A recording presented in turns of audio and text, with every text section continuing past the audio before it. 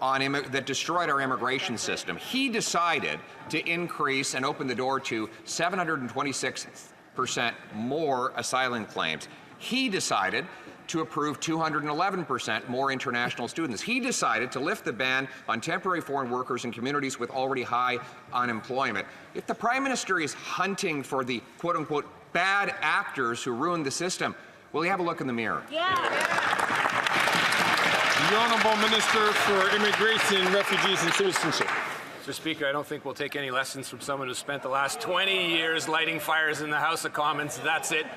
We put forward a plan 2 weeks ago to reduce immigration levels by 20%. Canadians expect us to be responsible and to react to their needs. That's what we're doing with this plan. The Parliamentary Budget Officer himself has said that this new plan will reduce housing needs by 50%. That's what Canadians want. It's responsible.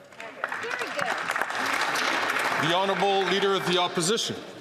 Mr. Speaker, the Employment Minister first denied that he and his company were profiting off government business, and then text messages showed the contrary.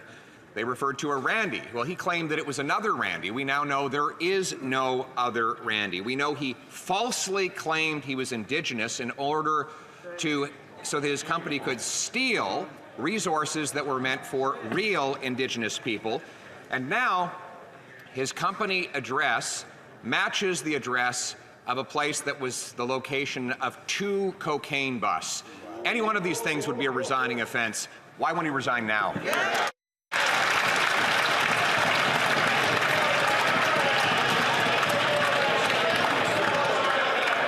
Order.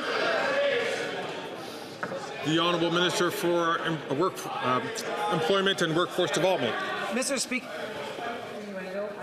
I know the person referred to in today's article. I've never met that person. I've had no dealings with her whatsoever. Those are the facts. Order. The Honourable Leader of the Opposition. Apparently, the person he doesn't know is himself. He says that he's not the Randy in the text messages, but his own business associates say there is no other Randy.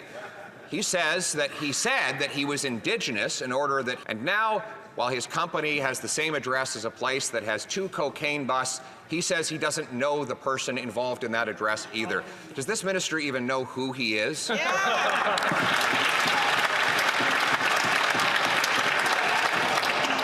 The Honourable Minister for Employment and Workforce Development. Mr. Speaker, the article states... And ask all members, please. There's the Honourable Minister for Employment and Workforce Development from the top. Mr. Speaker, I don't know the person referred to in the article today. I've never met her. I've had no dealings with her whatsoever. The article states that fact, and that is the fact. The Honourable Leader of the Opposition. After the Prime Minister took his private jet, burned 105 tons of jet fuel, and emitted 300 tons of greenhouse gases to go down to Brazil, he claimed that Canadians who are opposed to his carbon tax are just confused by disinformation. No, Canadians aren't stupid, Mr. Speaker. They know that the Parliamentary Budget Officer has calculated that 100% of middle-class Canadians pay more in the tax than they get back. The Prime Minister already also said, though, that this will be the subject of the next election. I couldn't agree more. So why don't we have a carbon tax election now?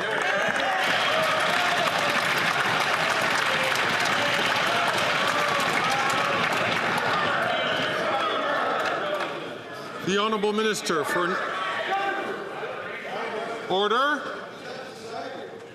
The Honourable Minister for Natural Resources. And thank you, Mr. Speaker. Once again, it would be nice if the Leader of the Opposition was not spouting disinformation and misinformation in the House.